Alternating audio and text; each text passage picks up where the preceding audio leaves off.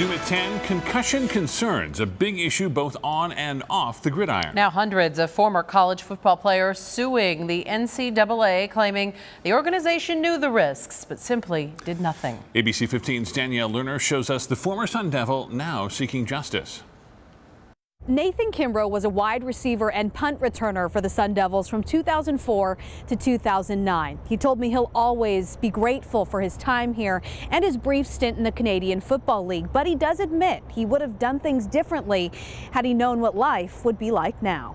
I instantly fell in love with it. I wanted to play it every day. That love started when Nathan Kimbrough played Pop Warner football at just 10 years old.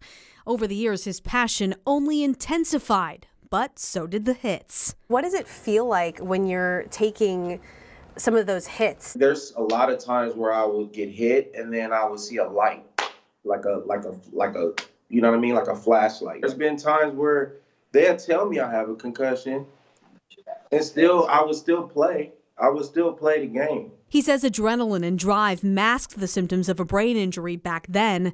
Things like memory loss, anxiety, anger issues, headaches, and insomnia, all daily struggles now for both Kimbrough and his wife, Brittany. I've had to record him when he's upset so I could be like, look, this is what you're saying and this is what you're doing when you're mad. In January, Kimbrough filed a class action lawsuit against the NCAA. He's the named plaintiff in the case, suing on behalf of other former ASU football players suffering similar symptoms. A former player from U of A and another from NAU have also filed their own lawsuits. But the NCAA is directly responsible for the injuries that these athletes have sustained over the years, the lack of care that they've been given. It certainly falls at their doorstep. Lead counsel Rafi Balabanian says the total amount of damages reach into the billions. The suit itself claims that, quote, up until 2010, the NCAA kept players and the public in the dark about an epidemic that was slowly killing college athletes, prioritizing profits over students' health and safety as players suffered the equivalent force of repeated car accidents on the field for years. They should have let me, kept me out for more than at least 2-3 weeks. Would that have made a difference? Would you have done that? I would have sat out.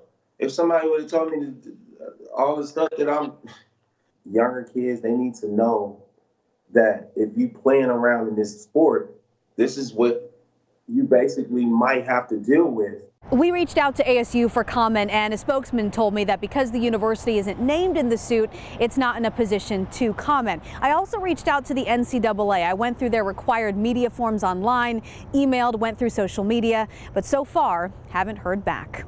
In Tempe, I'm Danielle Lerner, ABC 15, Arizona. It's a busy night.